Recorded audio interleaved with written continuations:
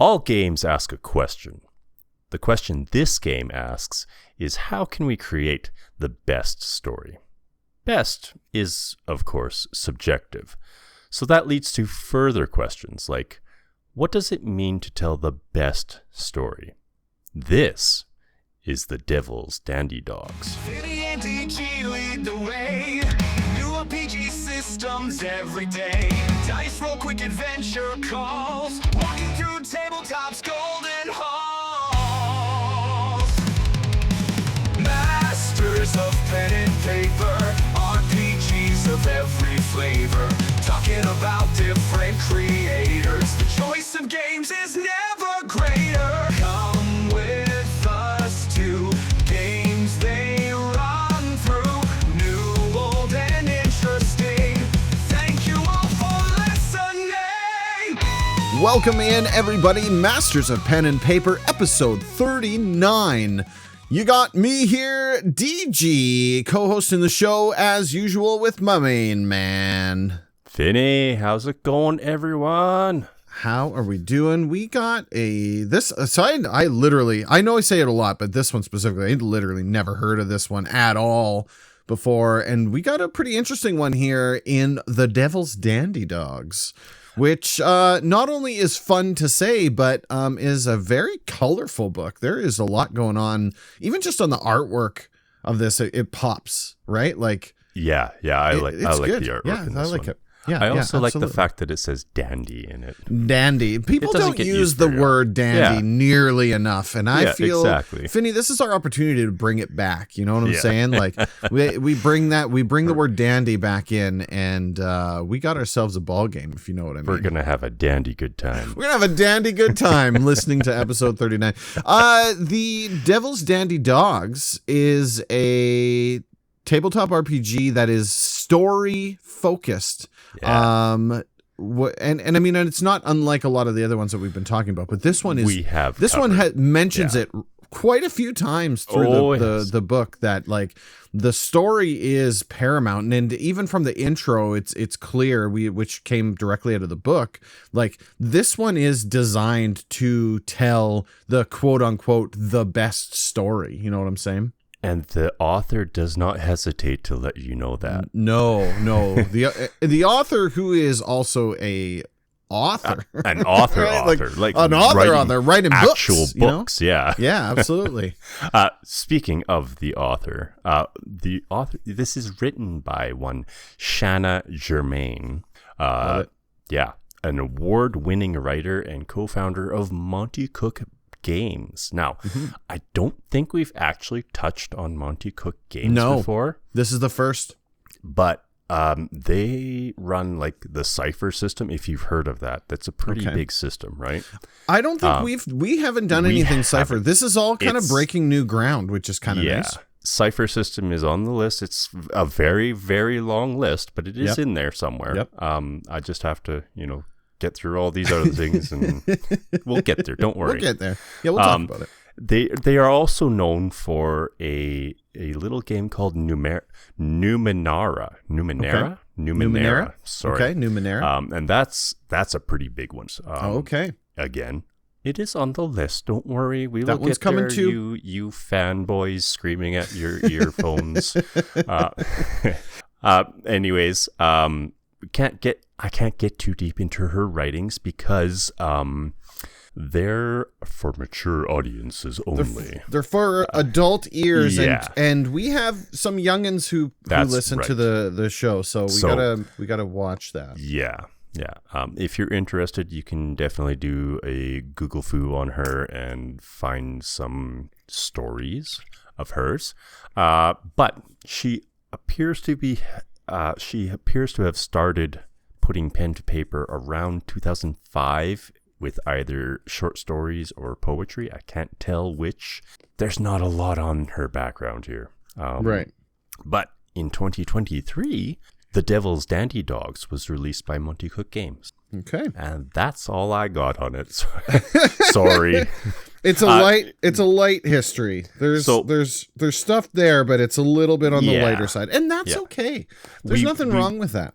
We will get into Monte Cook Games deeper when we do cipher system and anything that Monte Yeah. Cook has touched himself. Sure. Because he is a game designer from way back in the TSR days Right. and stuff. Yeah, we're So- talking one of those old school Yeah, grognard style. Exactly. Well, I mean, and keep in mind too, we're talking co-founder of this game shop, 2012. So I mean, we're not like dipping way back here. No, they did right? start in 2012. So it makes sense that the history is a little bit late. But with that being said, I mean, it's still something, a tip of the hat to somebody who is literally an award-winning author, and putting this game together. So it goes to show you how paramount and how center focused the story is to this game, right? Like where a lot of games will put their mechanical features forward, this one is it is story first and mechanical features second. And we'll get into the mechanics of it later, but the mechanics are fairly light. They're light too. Yeah. The cipher light. system's pretty sweet. And we'll dip our toes into that, right? But I mean, it is incredibly story focused. So when you go through this book, you're not going to be requiring a whole lot of work to get up and running, a little bit more than some of the ultralights that we've been doing. But I mean, you read through the rule book, you agree who the DM's going to be, or the GM, and in this case, the game calls them the diviner. Yeah. And basically, from that point forward, you create the characters and you go. So, very, very straightforward. The book itself, I believe, is something like just over 100 pages. It's not a whole like lot, 110 right? or 110-ish, somewhere in that range. And so it's pretty compact, but they also, we were talking about this just before we started recording, there is a ton of stuff in this book. Again, like it was in episode 38. Yeah. We looked at this book because it was a little bit on the smaller side of the house, and boy, were we a little bit caught off guard. Yeah. Caught off guard with the amount that's in here. So not a bad thing. Yeah. These are good things. We like bang for our buck. Exactly. And this is bang for bucks. The general premise in this game, we're playing as a group of dogs. We are the Devil's Dandy Dogs. That is not just a clever title. It's literally what we are.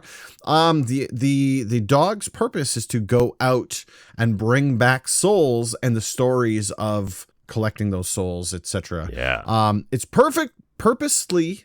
Sorry, let me try that again. It is purposefully vague about what the devil does with these souls, but the stories seem to be what interests them the most, what with the long life of the devil and what have you, right? Yeah. So, that's about it. I will say the book says that take religion and throw it out. Yeah. And take everything you know about devils and angels and throw that out because this devil is neither good nor evil. They are just a being that collects souls. Exactly. They're still dealing with the devil, selling your soul to them, making a deal with them for that, but they are not good or evil. Yeah, it's not. This isn't the devil. This is a devil, right? Yeah. As in a supernatural being. So yeah, it is. It's important to identify that, like, if and I get it. So some people are going to be uncomfortable with it, and the game leans into it as well. There's a portion talking about boundaries and they do state all of this in the book, that this isn't a religion tabletop RPG game. Yeah. You can only be this religion to play it because you have to believe in the devil. Yeah, exactly. And there's a whole section on consent, which they also include a full consent rundown. There's a bunch of handouts and stuff too. We'll get into when we touch session it. Zero Standard stuff. But there is a website, mymcg.info/consent. That'll include all of the information. So it's just wants to make it crystal clear. Look, we get that the flavor may not be for literally everyone, but do understand this isn't like satanic panic level stuff. No, we are no. playing a fun game about the supernatural, and we're playing a pack of dogs. We're not are not doing playing anything the dogs. crazy. You know, what I'm That's saying? right. Some of it's pretty crazy. Some of it's crazy, but it's crazy in a good way. It's not like Yeah, yeah. doing We're here to something- have fun. We're not doing not- something that people are going to be having a bad time. That's basically. I hope not. Hope not. Because that would be awful TTRPG design. So this is the epitome of emergent storytelling. Yeah. Right. In a TTRPG, there's not a whole lot you need to get going beyond the rule book. Some time spent together deciding who the GM is and The deciding how to build out your pack. Yeah. Because you and your friends are a pack of dogs that are going out to fetch a soul and tell the devil how that soul was fetched and entertain them. We're dandy dogs. That's it. We're dandy dogs. We're going to tell a dandy story. Yeah. Finny, Anyways. enough dancing around. I think it's time for us to dip into the entire the book itself. We got to get into the specifics of it, right? So, Yeah. let's just dive in, man. What's this game all about? Yeah. So the adventuring party in this game are going to be a pack of or a group of players who act as the dandy dogs, and this game is played with as few as one dog and one diviner. But again, more is better For sure. because you are a pack. And it's story driven. The more people, Single the better the story. dog is not so so fun. Yeah. Ideally, 4 to 5 is the maximum fun factor here, right? As it states, the dogs do run in packs. Right. Makes sense. No lone wolf. No. Because we're not the we're not the devil's dandy wolf. We are the devil's dandy dogs. Well, and that's the thing that's stitched throughout the game too is here's different ways you can play the game, but it always identifies this is the ideal way to do it. The game is designed to be played with 4 to 5 dogs and a diviner, but you can play it with 1 and 1 if you wanted 100%. There's it's your game. All the games are customizable game, this way, if right? you have a GM and a party, you can play it 1-on-1. 100%. There's nothing going to ways stop around you. it. The police aren't going to bust your door down, but you might they not might, be but- having as good of a time as you would in a group, because the intention, the whole way emergent storytelling works, it's like improv. We're going to work off of each other. So you're going to say something, I'm going to say something. We're going to Bounce back and forth. Our story's going to be built based around the people around the table. So dice-wise, we have D6s. Boom. Boom. Another Yahtzee Love 'em. game. Yep. In fact, we have 3 D6s. Yep. Plus DG, we have 1 extra D6 That's right. that has to be you have to be able to tell apart from the other D6s. Yes, so we're actually because out it of is the a Yahtzee special D6. Yeah, you can take 3 from the Yahtzee game, but then you got to go out and buy a new pack of dice. Or you take that white dice and you color it. Put a little mark and leave on the it. pips black. Yeah, I mean, you No. you could- Color all the white of it. Make it a blue and black or green and black. Yeah, I get it. And awful. And I'm all No. in. But here's the Don't do thing: that. if you're giving me an opportunity to go buy a new set of dice, the game said I needed it. Okay, so it's time for me to go and collect another set of dice here. It's required. Monte Cook Games also sells the specific dice That's for true. the Yeah, Devil's you Dandy can Dogs, get which these have dice. little symbols on Yep. them. They got a little Marks. They're marked up. They're cool beautiful. markings. Yeah, I like them. But if you are looking at getting another set of RPG dice, this is your perfect opportunity to do it. You can just be like, you know what? An excuse. Yeah. I need picked another up set the because Devil's Dandy hey, Dogs. I need it. yeah, I do. You got permission. That's what we're saying. Yeah. Again, character sheet, which comes with the game, or you can print them out. We'll have the link in the description for that. You will need pencil or paper, or pencil or pen. I prefer pen. I'm a pencil guy. So, I'm a pencil because, guy. Yeah, I'm gonna put something down that I'm gonna need erase. to erase, and if I'm using pen, I'm gonna mark that thing up real bad. And I write terribly, so I have to erase a lot. You can do these digital too, by the way. If you go to the website, you have the ability to use them digital if you'd like to. Yeah, exactly. The game can be played as a single one-shot session, or into a longer campaign, linked sessions, if you should so choose. Yeah.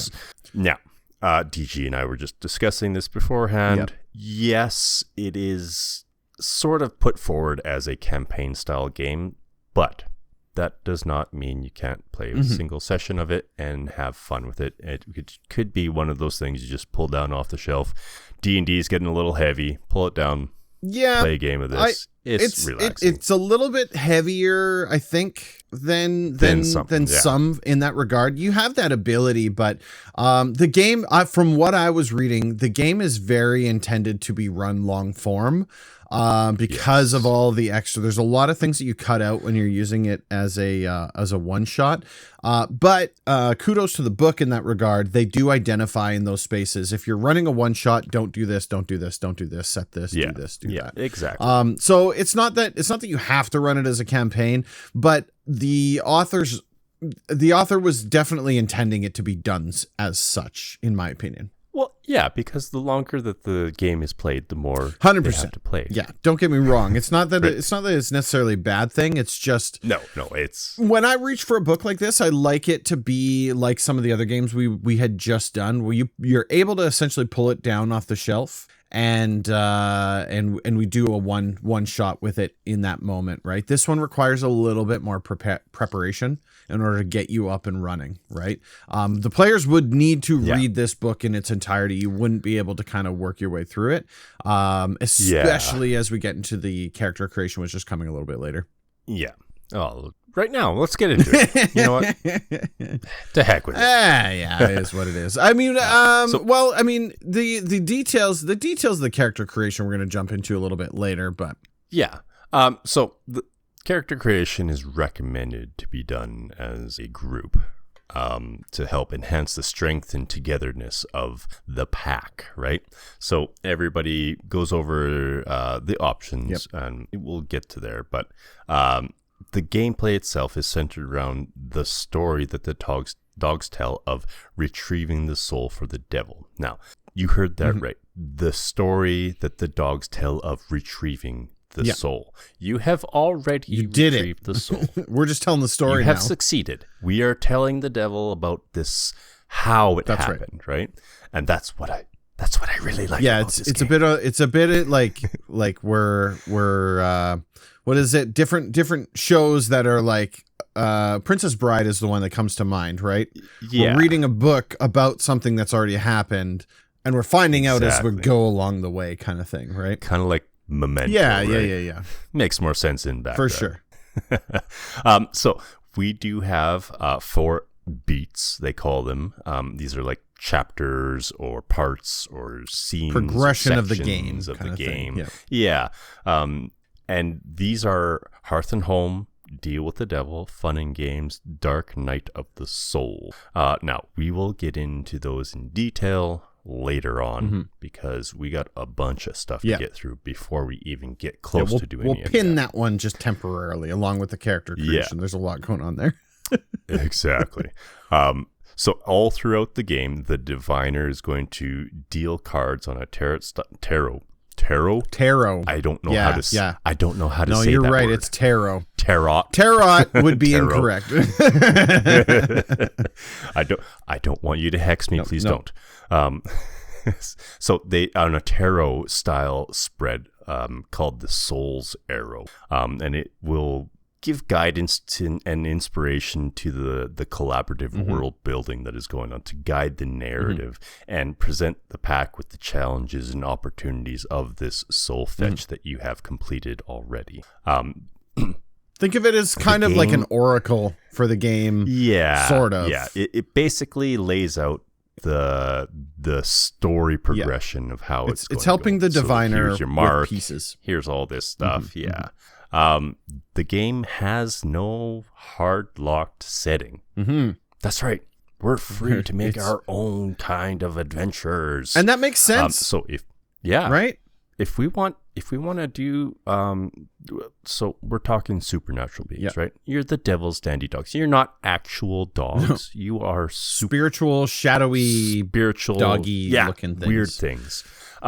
You can jump into shadows and you can do weird things.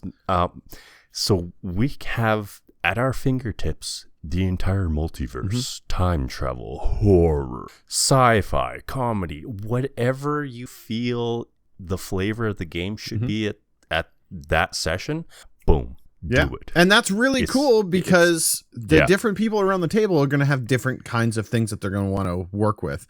So if you got a group that doesn't like horror all that much, all right, well, we're going to do comedy. That's pretty simple. We're going to do some slapstick thing. We're going to do the Star Trek thing. Maybe we go to a Renaissance fair, and that's how we roll, because you're basically going out into the universe of some kind, the multiverse of some kind, the place, and collecting something and bringing it back. And the adventure that you're having in the pathing of there and back is what your story is all about. So it's very cool. I like that open-ended bit is there, because it really helps kick the lid off. Now, with that being said, it can also lead to a complete destruction of the game if you're the type that has analysis paralysis, right? So do have in mind some kind of thread to start things off with, because that's going to be your secret to success, I think, in this space. Yeah, exactly. Again, this is not a religion thing. Take that, throw that all out.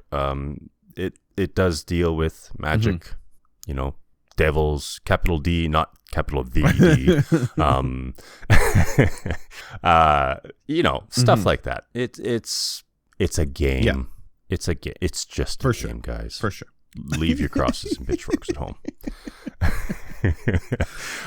Okay, that's enough of the consent thing. I think if you've made it this far, you're already kind of invested in this space. Finny, I gotta know, how do we become a dandy dog? A dandy dog. You're the devil's in the details, my friend. Nice. So what we do, the first thing we're going to do is we're going to select a role. Now we'll get into the specifics of those pretty quick here. But the role gives you what you need to know about your dog, your moniker, your personality, the drive, the temptations, the tricks and storytelling styles. Ultimately, the role is the guideline about your dog and how your dog does things throughout the story, right? It's basically like a class. And your role is in a form of a playbook. We've done quite a few RPGs that have playbooks for the character classes. That's kind of how it works here. You'll be given a couple page character sheet that it consists of that dog's role. And there's specifics on that will tell you how that dog plays and the things that you need to be mindful of and all those kinds of. Yeah. Once you make the big decision about which role you're going to take on, you need to make a name or just pick the moniker that comes with it, because they're cool. A goal, and you design your devil's mark. Now, we'll get into all this it's coming. Don't worry. And you can track this all down on your character sheet. So you do you can do all the things that the normal dogs do. You can run, jump, eat, bite. You love getting scritches and getting treats. Treats. Yeah. But you don't have hands. You can't open doors with them. You are, however, you can't speak, right? Dogs can't speak other than barking. Now, that's with an asterisk, because you can speak to other supernatural beings. So yeah, of course, because you're supernatural. Now, you are made of shadow, but shadow with substance. So you don't have bones or fur, but you're solid, right? And like an octopus, you can squish through the tiniest of places and slide through all sorts of places. So you don't have to open the door. You can slide. Yeah, there's always a way. And those are typically driven through things that you can do. And on page 19, it actually outlines things that all the dogs can do. We won't go through all of them, but for example, there's one called Ghost Sense, where you can discern and interact with supernatural magical creatures of all kinds. There's Shadow Walk, where you can't be seen by most creatures, but some magical and supernatural creatures might be able to see you. There's a list of things here that all dogs can do, and then your specific role has specific things that they can do as well. So that's something exactly. Page 20 does have some terms that you should be familiar with, such as drives. These are things that guide your actions, like greed, hunger, aggression, or traits. And these traits tell you how good you are at things and how many dice you get to roll for a specific action. We are dice rolling in here. It's just not very much. You'll want to go over this a few times to get comfy with all of it. Now, that being said, a lot of this is common sense. It doesn't list all the actions that you can do. Yeah. If it falls under the right trait, for sure. Yeah. Right? And the other terms, temptations, tricks, packs of the pack, your storytelling style. There's a lot. We obviously can't read it all during the podcast, but page 20 is going to outline all of those. Those are things that you need to know as part of the game, because they're going to be on your sheet and you're going to have to talk about it. And these are here, by the way, to assist with mechanical components of the game, but also the storytelling components of the game too, right? Yes. Now, that was just a high level walkthrough, gloss over of That's everything. right. Yeah. We'll get into the details of it now. So the character creation starts off with you, your dog, choosing a role. Now, these roles are the beloved, the dimmed, the dreamed, the exquisite, the faithful, the frolic, the hearth, the scrounger, the veiled, and the vermilion. Now, that does not mean you can't make your own, but these ones are really cool. Yep. All of them are cool. I like them all. Now, each of these roles comes with their own description, including storytelling style, traits, drives, and tricks. Now, these are on page 102 to 111 are the playbooks, so you'd have to flip to the back of the book, read through them, and see which one you like best, or just roll the dice. I'm a big fan of chaos here, especially if you're going to be playing through the game. It's a perfect opportunity to just pick one at random. But if you're like, no, this is the type of character I want to play, just grab the one that fits with you. Grab it.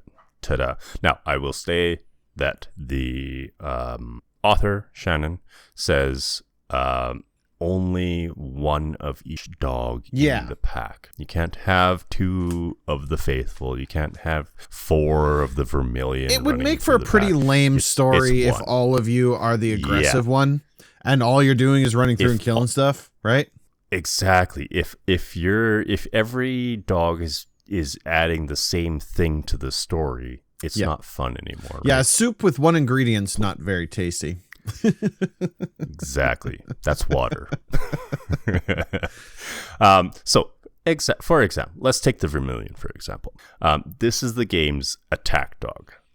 Peace and comfort mean very little to you. If there's a way for you to fight your way into or out of things, you will find it and you will relish.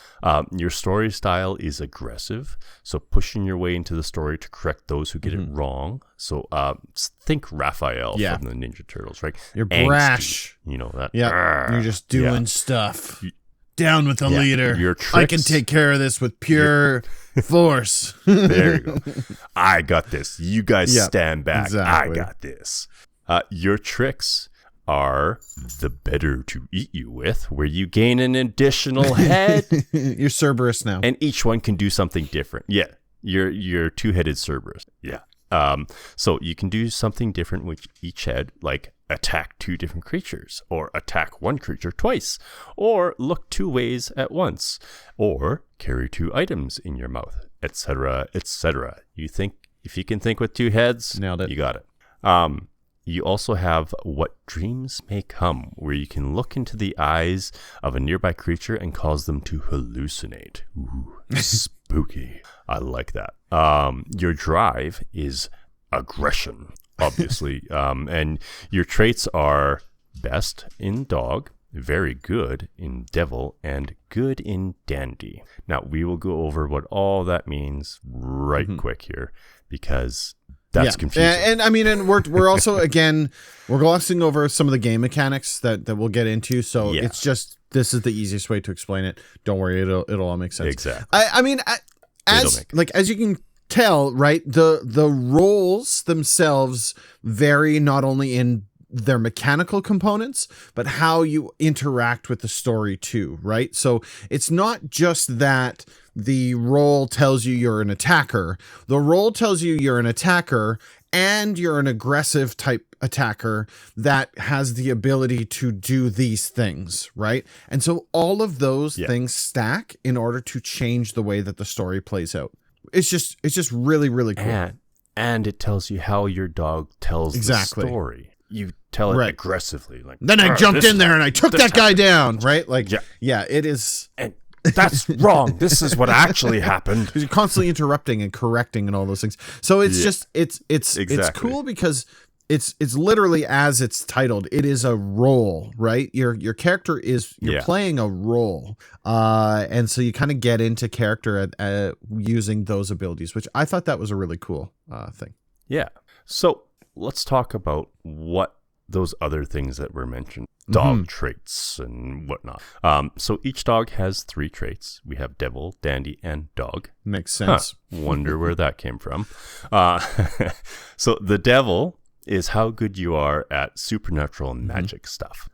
Dandy is how good you are in social and cultural situations, using your wits to interact with the world around you. Dog is how good you are at dog things, like digging and running and getting biting. scratches. Yeah.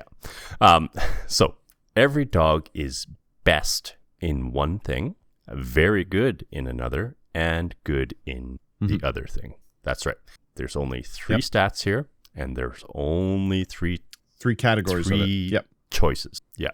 So depending on what type of dog you are, it'll shuffle around here, but good means you roll 1 die for any trait that falls underneath that category. Very good means you roll 2 dice. I don't know which is right. They're all dice. And then best means you roll 3. So that's it. You're playing to your strengths, right? So in a situation arises, if you have the ability to use your best strength, your best trait or whatever it is, that gives you the ability to roll more dice, right? So you're going to want to make sure that as you're telling the story that we're getting into a place that when it comes time for you to pitch in, that you're able to use your best traits in this case. The more dice, the better chance you have of succeeding, obviously. So it's important to keep that in mind. Obviously, yeah. There are some examples of actions listed on page 22 that give you an idea of what kind of things fall under which category. Again, it is by no means list, right? It's not an exclusive list. It's simply just there to give you a concept. Things under the devil trait: dream walking, healing, resisting magic. Things under dandy: communicating, intimidating, learning. Things under dog: defending, digging, eating, fighting, stuff like that. It's pretty common sense. Is this a thing that a normal dog would do? Dog. Yeah. Ta-da. Each dog is going to have a drive, which is tied to your role and goal. The drive is the desire or need you have that pushes you onward through the story, giving you added strength and focus. This basically gives you the purpose of why you're even going out. Mechanically, gives you the ability to roll an additional die. This one is different because it is the temptation die. This is the different one. Now you roll this anytime during the call and response. Get to that. As long as you can narratively justify that it is working, and if you have the specific dice from the game, this would be the one that has the fancy symbols on it. Yeah. I think they all have fancy symbols, but this one has different fancy symbols. Well, it's got specific, it's the temptation dice. It's got one that kind of looks like a hound's tooth. That's the one mark, and the other one's kind of like a heart with swirls in it. So the dice, the die we're talking about here, because the symbols mean if something. you pick up the pack it'll be the least amount of the different colored one. Rolling a 3 to 6, because this is a D6. You don't need the fancy dice with fancy symbols. Rolling a 3 or a 6, 3, 4, 5, 6. Rolling a 3 to a 6. Yes. You can use your drive without falling into temptation, and something awesome happens. On a 1 or a 2, though, you fall to your temptations and you lose sense of your original goal. Now, think walking through a barbecue and being tempted with a nice juicy steak. You're not chasing the bad guy anymore. Yeah, you got that steak on the mind. Yeah, especially if your drive is greed or something, right? Or gluttony. If this happens, you are stuck until a packmate comes to your aid. Now, every time you fail, you'll get a temptation card. If you get 3 of those cards, you get what is called a shadow rend. Now, a shadow rend is a disconnect sort of from the devil, and this is part of the injuries. Now, we don't have HP or anything to worry about in here, but shadow rends are you're tracking injuries, and this would basically, you have these tethers that lead you back so that you can get home safely, kind of thing. This would make it so that one of those tethers is disconnected, so it's a little bit tougher kind of thing. And we'll talk about that when we get into that end of the book. Now, optionally, each dog has a goal to complete, and once you've complete your goal, you can choose a new one.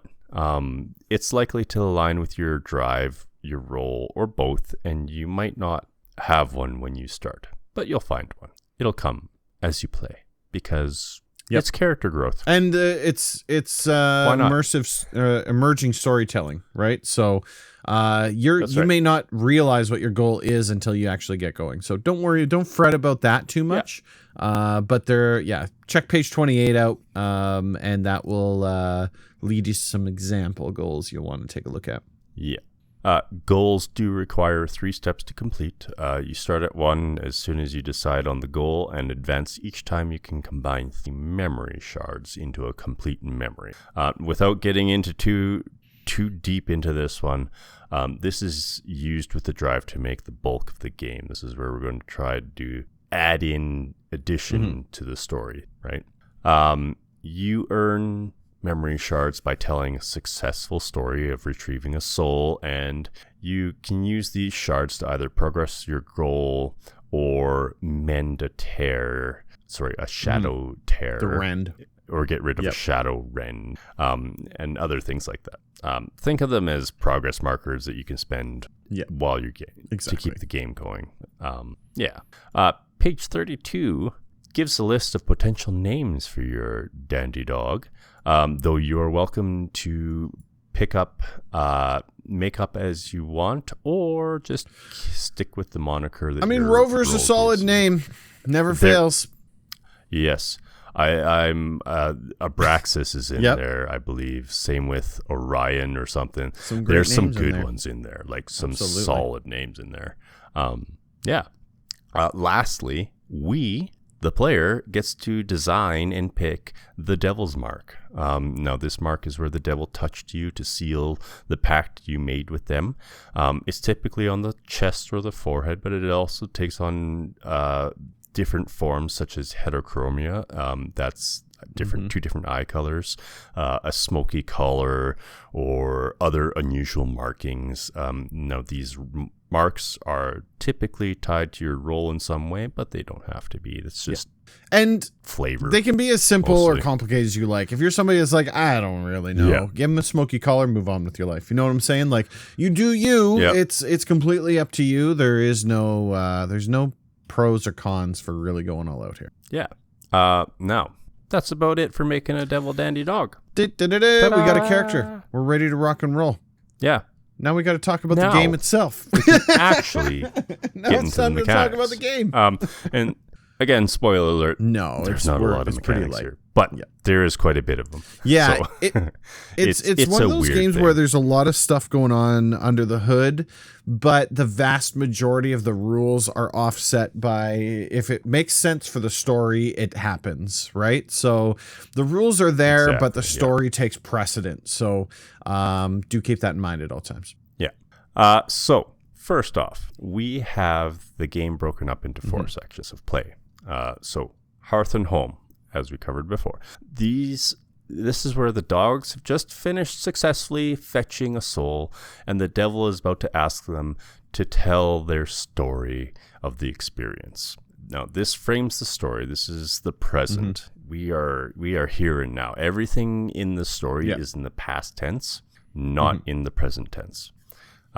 It's going to be tough when you're telling the story to stay in the past tense, but the diviner is going to try and keep you. I believe you can do that. Yeah, I believe. So the job's done, and we are regaling the devil with the how of it. Throughout the entire game, we don't actually move from this place. This is what the game is. This is, you're using your role style of storytelling to tell the devil how it all went down. Yeah, and this is, you're also going to get some light role playing, obviously, between players, right? So you're going to look at your role, you're going to try and determine as the story's being told, right? When we mentioned earlier about the concept with the aggressive dog, you know, maybe the leader dog is telling the story cool, calm, and collected, and the other one's, yeah, and then also this happened, and that's not how that happened, that's how this happened, right? And then another one of the characters is someone who has to keep that person in line, or maybe get them distracted and be like, here's something shiny, go get it, and then you hear them kind of like skipping across the floor, and they're gone, right? Like that kind of thing. Exactly. It's there to lighten the mood a little bit too. Next up, we have the deal with the devil. And this is where the dogs interact with the person who wants to trade their soul to the devil in exchange for something that matters deeply to them. So this is where the diviner plays the cards onto the soul's arrow, which indicate the person, the place, and the situation involved in the soul fetching. From here, the dogs begin their story and relate to the devil all of the details about the deal-making person, what research they had to do, how they scouted out the different areas, and all the other things that shaped this deal and brought it together. Next up, we have fun and games. This is where the majority of the story and the dice rolling takes place. This usually involves a series of action-filled exploits, such as persuading, stealing, sneaking, hiding, and fighting. So this is the lead up. And right? failing dice rolls doesn't mean you don't get the job done. No, it just introduces a hitch to the story, right? So because you've already done it, you're already telling the story of it. So it's not necessarily like I roll the dice. Oh, I guess I didn't do it then. No, it's that whatever you were trying to do didn't go the way you thought it was going to go. Yeah. Now you have to pivot and hit it from a different angle. So last up, we have Dark Night of the Soul. Now, this is the final boss battle of the story. This is where everything culminates and comes together. And this is all where everything fails spectacularly. Because what great story wouldn't have the heroes rise through adversity in the last moments to clinch the prize at the end? Yeah. A boring one, that's what. Again, this has already happened, right? You've already succeeded. So you're just telling the how of there is one more section of gameplay. Now it's kind of a floating one, and that is the devil's interval. Now this is where the devil or the diviner at this table interjects into the story by asking a question or taking a pause for a minute to bring everything back from the story and remind the players they are still in the room with the devil and not actually doing the fetch right now, right? It's also used for a break for if a player is getting uncomfortable with something or someone would like to call a timeout for any reason. Like session zero stuff. Previous section on consent. This is used to break up. This is to break up the story and hit pause for a hot minute, right? The game ends back at Hearth and Home, where the devil rewards memory shards. If applicable, they're optional, of course, but presented as if they are pretty hard set rules.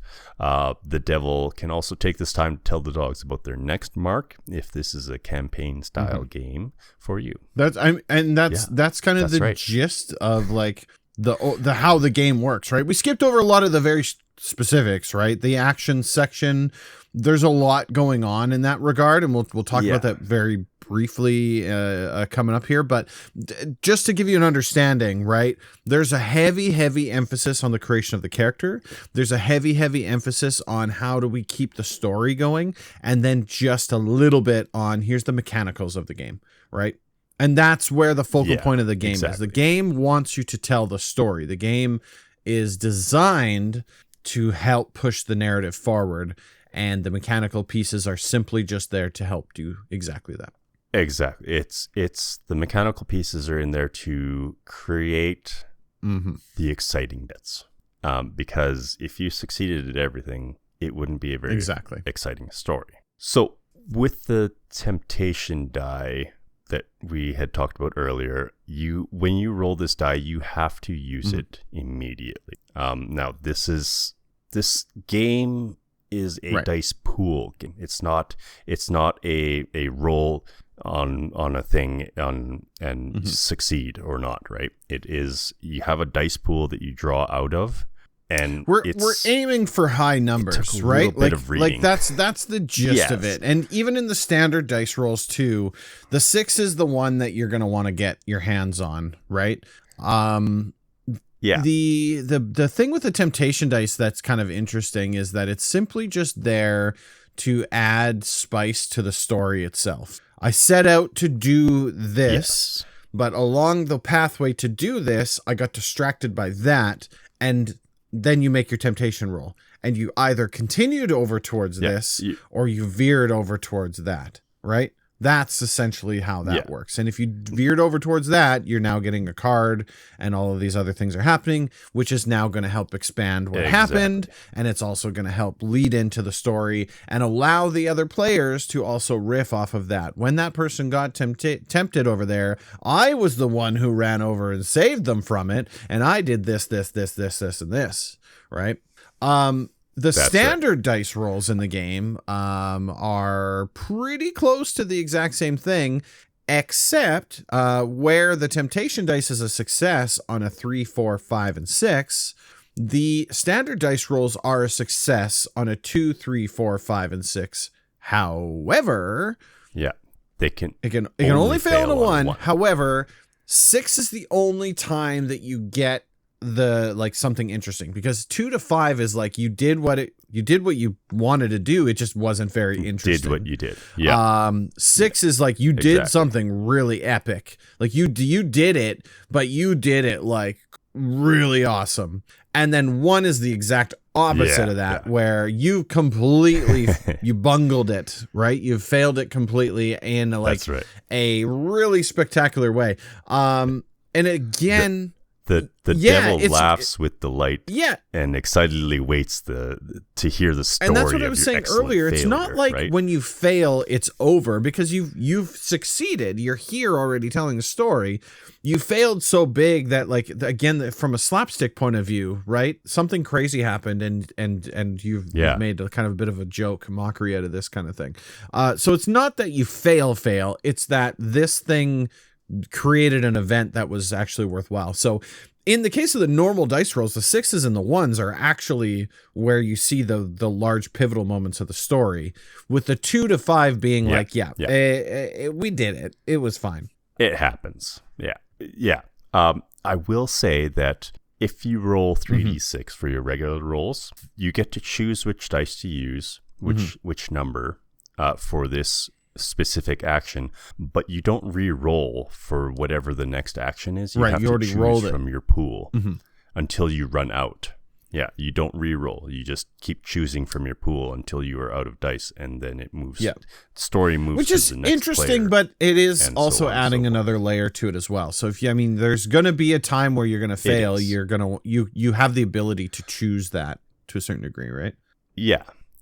And it does also shift the spotlight easier, right? Nobody's doing all the actions and rolling everything. once you're out, and the next player gets to go, right? There are, combat. Combat is dealt with pretty simply here. We either roll our pool or we draw from it. A 6, you win your fight against the opponent without taking any injury. On a 2 to 5, you succeed on your attack and are unharmed, but the fight isn't over yet. You still are fighting. On a 1, you fail your attack, you take an injury, either physically or emotionally, and the fight is still not over. Now, speaking of injuries... We talked about Shadow Rend. That's one of the injuries, right? We talked about Shadow Rend. If you take 3 Shadow Rends, you become Shadow Riven. Ta-da. Done.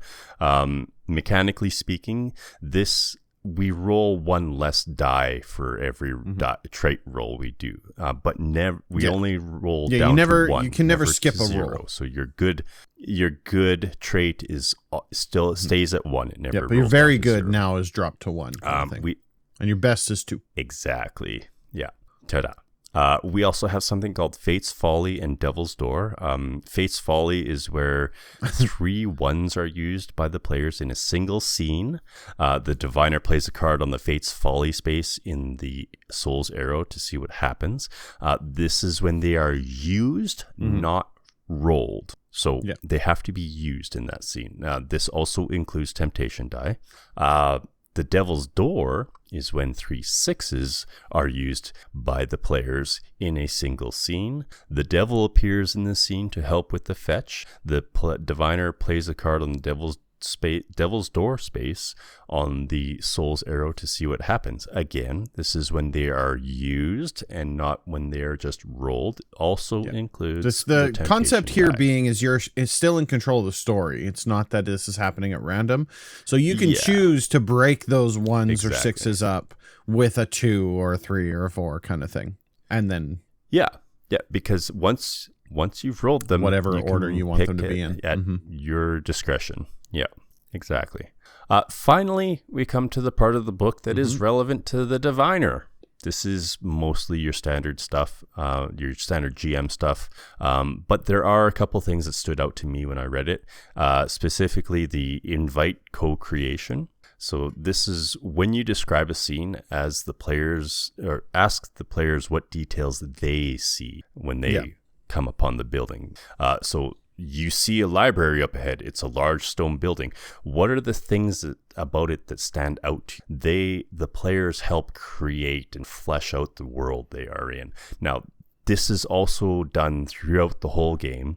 Anytime the players, the diviner kind of sets a general picture, but the players get to add the details to it. So say the players saw some funny marks on a door. Well, later on the diviner can be like, hey, you guys saw those, they meant this later on in the game, right? Through your research you found this and whatnot. Another thing that stood out was skip the boring bits. Now, this is good advice for all GMs in all games, but the boring bits don't need to be in the spotlight. They can be behind the scenes. So if it's boring, don't bring it into the story, because that's boring. We're not here for a boring story. We're here for an exciting. One thing that I will note through reading this book, the divining cards aren't included in the book itself. So we aren't going to go over any of those, but they are kind of a tarot card type thing with their own set of guidelines for the diviner. I'm 99% sure that if you were to pick up a physical copy or the PDF, they would be included as a bundle together with it. I can't say for 100% if that is how it is. When I got my PDF file of this off of Humble Bundle, it came with a set of the printout cards along with a diviner's cheat sheet kind of, which gave a breakdown of each card and what it means and the names that are attached to it. The physical copy stuff. has the cards. Yeah, so I would assume no, so, exactly. because you can't So play it the without it. box itself comes with the rule book, a reference book, the cloth playmat, the 11 character sheets, the custom dice, and then over 100 cards, including Temptation, Trick, Pact of the Pack, Devil's Door, Fate's Folly cards, plus the 36 card Diviner's deck. So it is all in there, and I believe the printout one also includes the ability to print those cards too. So I'm looking at the website here. The printed copy is $39.99 American. The PDF version of it is $15, $14.99, and if you were to get both, $45. So very reasonably priced, and it includes a free preview on the website here as well if you want to just check out that. It's not that you have to dive in with both feet. You can just check the preview out and see if it's something you like. They got like exactly. A starter kind of thing. Very cool. And I mean, and the artwork is top tier. Those cards are beautiful. I like the artwork in this. It's very, very well done. Yeah. Yeah, that's it. Yeah, that's the whole book. Finney, where are you landing with this one, man? What do you think about this? I really like the premise of this one. I love it. Story forward games are always my favorite, even though I am terrible at them, because my improv skills suck. That being said, I didn't care for the layout. It jumps around a bit, right? Because it's kind of all over the place, and it repeats a bunch, and it hints at rules that come way later in the book than I feel they should. I'm not an editor or a writer by any means, so take this all with a grain of salt. Yeah, I get that. That's what stuck out the most to me. I love that the dice rolls in this game don't dictate if you succeed or fail. It's a measure of how you succeeded in your actions. A failure just means that you tried the first time, it didn't work, so you had to pivot and take it from a completely different direction. The artwork, again, is really nice. Of course, it's mostly depictions of dogs, but the way that it is done and stylized is very nice. I like it. It's tasteful. It's beautiful. The tarot cards are gorgeous. All in all, I'd be down to play this one with a group.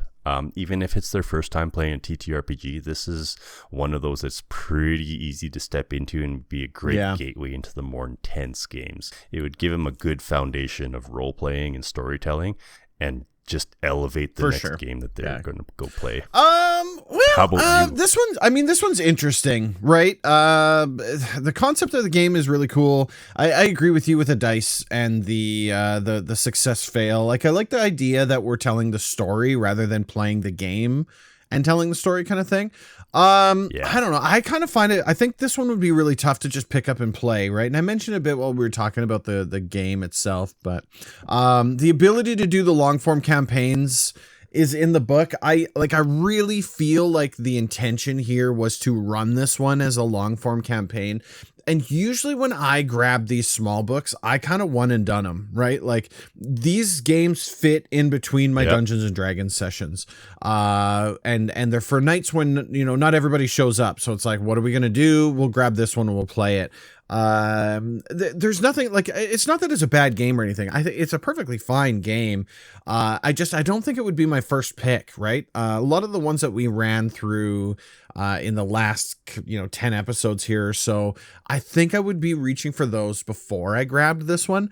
The other thing is, I think that this is one of those games where you have to have a really clear cut discussion with your players before throwing it on the table, because some people are not gonna like it, right? Yeah, somebody's 100%. Gonna get offended. It's one of those things that has a really divisive topic at mind, where people have an open mind and are willing to talk about like supernatural, not necessarily that you're practicing it or anything like that, but a lot of people are going to look at this and be like, nah, that one's not for me. So it makes it tough, in my opinion. The artwork is phenomenal. I loved the art. I love the way the book was laid out. I also like the form factor of the book itself. It's kind of like a long form book rather than I really like that. I think that makes it unique, because it's laid out almost like a kid's book, right? It's got For sure, it's unlike short other but RPG wide. books, and I think that kind of Yeah. sets it out a little bit. It would make a nice addition for like a table book or like up on a shelf or something like that. Would I? Yeah. Something Would I to double pull back down and and play read it a through. couple times? I don't know. I mean, the story concept is cool. I like the idea of it, but it's one of those ones where I would join a group that's playing it, but not necessarily run it myself, kind of thing. So. Very cool. Yeah. I think they did well with I it. think- That's for sure. So, but yeah, Yeah. that's about it. No. That That's- would put a that's cap on it. the Devil's Dandy Dogs, which means that there's only one thing left for us to do in this episode, Finney, and that is to bring ourselves over into the Postpod.